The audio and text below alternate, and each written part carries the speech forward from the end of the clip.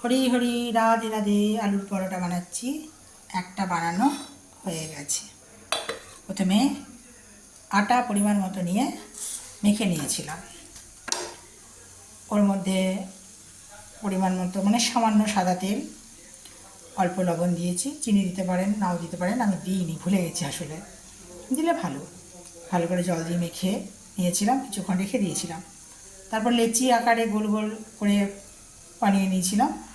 এরপর প্রেশার কুকারে আলু সেদ্ধ করে নিয়েছিলাম এবং সেদ্ধ আলু, কাঁচা লঙ্কা, লবণ দিয়ে ভালো করে বাটি দিয়ে মেখে নিয়েছিলাম। মানে ওটাকে তো করতে হয়, পেস্ট করতে হয়। গরম ছিল তাই বাটি নিয়েছি, ডাবও নিতে পারে। তারপরে ওই আলু মাখাটা ভালো করে মেখে নিয়ে পুর আকারে লেচির মধ্যে দিয়ে আরও গোল করে পাকিয়ে নিয়ে বেলে নিয়েছিলাম। আরও দুটো আছে, 4টে মোট হয়েছে। হয়েছে, একটা হয়ে গেল। হরি হরি রাধে রাধে। আমার মনে ময়ূর মহলে এসো আজ প্রেমে আদর ঢেলে দাও।